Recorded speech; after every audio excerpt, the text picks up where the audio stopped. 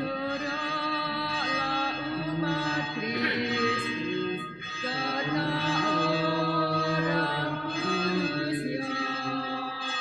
Api Allah yang setia mengumatkan talenta. Bila tiba akhir hayat, Raja surga kan bersabda, mari hamba masuklah ke tempat bahagia. Mari hamba masuklah ke tempat bahagia.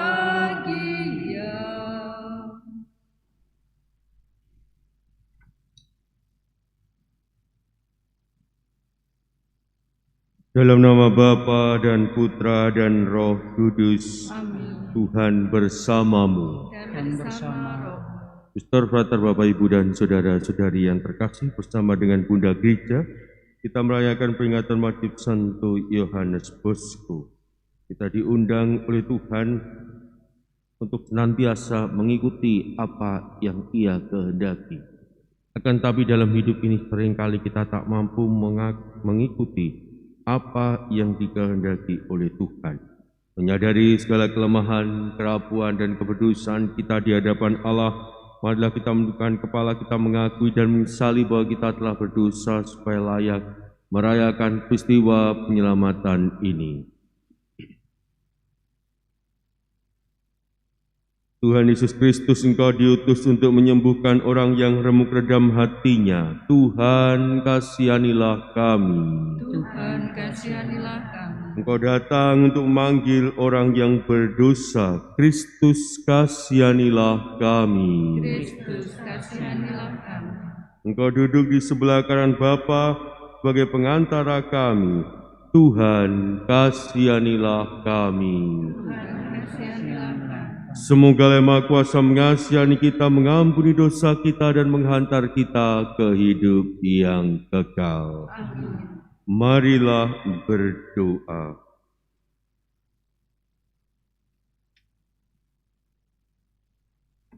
Allah Bapa Maha Pengasih dan Maha Penyayang, Santo Yohanes Bosco, Kau panggil menjadi Bapa pendidik kaum muda.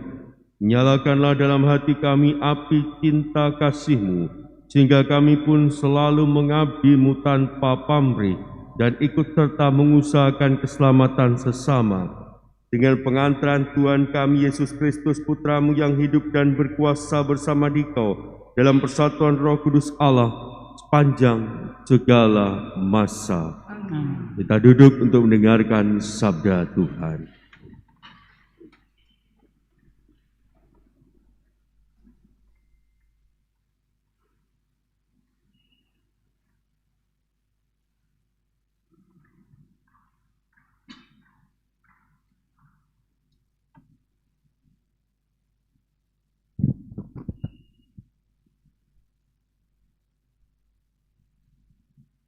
Bacaan dari kitab kedua Samuel. Waktu itu Absalom, putra Daud, memberontak. Maka datanglah seorang kepada Daud, katanya, "Hati orang Israel telah condong kepada Absalom." Kemudian berbicaralah Daud kepada semua pegawainya yang ada bersama-sama dengan dia di Yerusalem. "Bersiaplah, marilah kita melarikan diri. Jangan sampai kita tidak dapat luput dari tangan Absalom. Pergilah dengan segera, supaya ia tidak dapat lekas menyusul kita dan mendatangkan celaka atas kita, serta memukul kota ini dengan mata pedang." Maka Daud mendaki Bukit Zaitun sambil menangis. Ia mengenakan selubung kepala, dan ia berjalan dengan tidak berkasut. Juga seluruh rakyat yang bersama-sama dengan dia masing-masing mengenakan selubung kepala, dan mereka mendaki sambil menangis. Ketika Raja Daud sampai ke Bahurium, keluarlah dari sana seorang dari kaum keluarga Saul. Ia bernama Simei bin Gera. Sambil mendekati raja, ia terus-menerus mengutuk. Daud dan semua pegawainya ia lempari dengan batu, walaupun segenap tentara dan semua pahlawan berjalan di kiri kanannya. Beginilah perkataan Simei pada waktu itu mengutuk. Enyahlah, enyahlah, engkau penumpah darah orang Durzila. Tuhan telah membalas kepadamu segala darah keluarga Saul, yang engkau gantikan menjadi raja. Tuhan kini menyerahkan kedudukan raja kepada anakmu Absalom. Sungguh, engkau sekarang dirundung malang, karena engkau seorang penumpah darah. Lalu berkatalah Abisal, anak Zeruya, kepada raja, mengapa bangkai anjing ini mengutuki tuanku raja? Izinkanlah aku menyeberang dan memenggal kepalanya. Tetapi kata raja, tak usahlah campur tangan, hai anak Zeruya. Buatlah ia mengutuk, sebab apabila Tuhan bersabda kepadanya, kutukilah Daud, siapakah yang akan bertanya, mengapa engkau berbuat demikian? Kata Daud pula kepada Abisal dan kepada semua pegawainya, sedangkan anak kandungku saja ingin mencabut nyawaku, apalagi si orang Benyamin ini. Biarkanlah dia dan biarlah ia mengutuk, sebab Tuhanlah yang telah bersabda kepadanya demikian. Dan Tuhan membalasku dengan sesuatu yang baik, sebagai ganti kutuk orang itu pada hari ini. Demikianlah Daud melanjutkan perjalanan bersama orang-orang. Demikianlah sabda Tuhan. Syukur pada Allah. Bangkitlah ya Tuhan, selamatkanlah aku. Bangkitlah ya Tuhan, selamatkanlah aku. Ya Tuhan, betapa banyak lawanku, betapa banyak orang yang bangkit menyerang aku. Banyak orang berkata tentang aku, baginya tidak ada pertolongan dari Allah. Bangkitlah ya Tuhan, selamatkanlah aku. Tetapi Tuhan, Engkaulah perisai yang melindungi aku. Engkaulah kemuliaanku, Engkaulah yang mengangkat kepalaku. Dengan nyaring aku berseru kepada Tuhan, dan Ia menjawab aku dari gunungnya yang kudus. Bangkitlah ya Tuhan, selamatkanlah aku. Maka aku dapat membaringkan diri dan tertidur, dan kemudian bangun lagi, sebab Tuhan menopang aku. Aku tidak takut kepada puluhan ribu orang yang mengepung aku dari segala penjuru. Bangkitlah ya Tuhan, tolonglah aku ya Allahku. Bangkitlah ya Tuhan, selamatkanlah aku. Haleluya, haleluya, haleluya.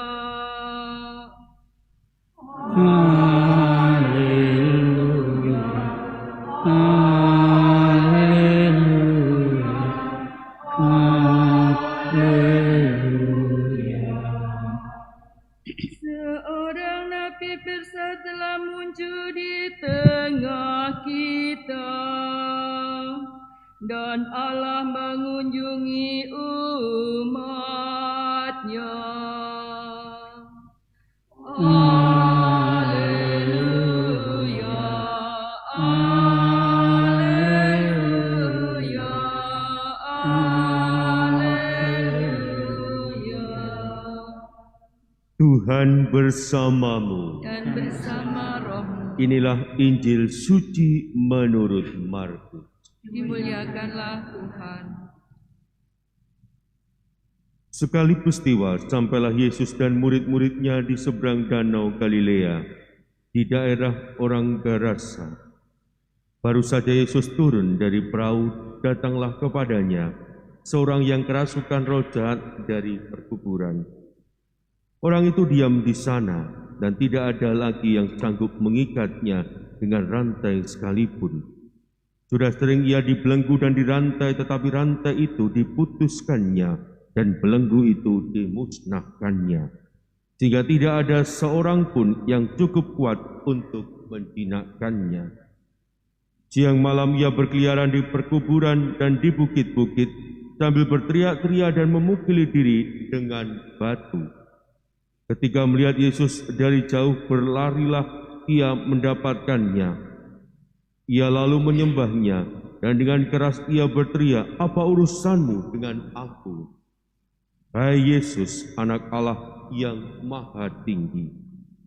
Demi Allah, jangan siksa aku." Karena sebelumnya Yesus mengatakan kepadanya, "Hai engkau roh jahat, keluar dari orang ini." Kemudian Yesus bertanya kepada orang itu, "Siapa namamu?" Jawabnya, "Namaku Legion, karena kami banyak." Ia memohon dengan sangat supaya Yesus jangan mengusir roh-roh itu keluar dari daerah itu. Adalah di sana di lereng bukit sekawanan babi sedang mencari makan. Lalu roh-roh itu meminta kepada Yesus, katanya, "Suruhlah kami pindah ke dalam babi-babi itu dan biarkanlah kami memasukinya." Yesus mengabulkan permintaan mereka, lalu keluarlah roh-roh jahat itu dan memasuki babi-babi itu. Maka kawanan babi yang kira-kira 2.000 jumlahnya itu terjun dari tepi jurang ke dalam danau dan mati lemas di dalamnya. Maka larilah penjaga-penjaga babi itu. Mereka menceritakan hal itu di kota dan di kampung-kampung sekitarnya. Lalu keluarlah orang untuk melihat apa yang telah terjadi. Mereka datang kepada Yesus dan melihat orang yang kerasukan itu duduk. Orang yang tadinya kerasukan legion itu kini berpakaian dan sudah waras. Maka takutlah mereka. Orang-orang yang telah melihat sendiri hal itu menceritakan apa yang telah terjadi atas orang yang kerasukan setan itu dan tentang babi-babi itu. Lalu mereka mendesak Yesus supaya ia meninggalkan daerah mereka. Pada waktu Yesus naik lagi ke dalam perahu, orang yang tadinya kerasukan setan itu meminta supaya ia diperkenankan menyertai Yesus. Tetapi Yesus tidak memperkenankannya. Yesus berkata kepada orang itu, "Pulanglah ke rumahmu, kepada orang-orang sekampungmu, dan beritahukanlah kepada mereka segala yang telah diperbuat Tuhan atasmu, dan ceritakan bagaimana Ia telah mengasihi engkau." Orang itu pun pergi dan mulai memberitakan di daerah Dekapolis segala yang telah diperbuat Yesus atas dirinya, dan mereka semua menjadi heran. Demikianlah sabda Tuhan. Terpujilah Kristus. Suster, frater, Bapak, Ibu, dan saudara-saudari yang terkasih dalam Kristus, apa yang akan terjadi kalau kita berjumpa dengan teman lama kita? Kira-kira apa yang akan kita lakukan?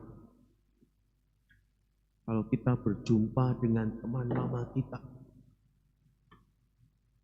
yang kita lakukan adalah seringkali kita ngobrolkan segala sesuatu tentang hal-hal yang dulu pernah kita lakukan. Misalkan waktu reuni SMA. Wah, dulu waktu SMA itu seperti ini. Oh, bapak ini dulu begini. Oh, bu ini tuh begini. Semua dicerita. Karena kita punya pengalaman itu. maka diceritakan kembali sebagai sebuah pengalaman yang berkesan. Hendak dibagikan lagi dan dibangkitkan kembali ingatan akan pengalaman yang kita miliki itu. Berbeda dengan orang yang baru kenal. Kita tidak akan pernah bisa bercerita tentang pengalaman dahulu. Dan tidak akan bisa asik untuk saling membagikan pengalaman dan saling mengingatkan, oh kamu dulu begini, kamu dulu begitu. Tidak akan pernah. Maka pengalaman itu menjadi sesuatu yang penting untuk senantiasa diingat. Menjadi pertanyaan bagi Anda dan saya sebagai murid Tuhan, apa pengalaman yang kita miliki? Yang hendak kita bagikan kepada saudara-saudari kita.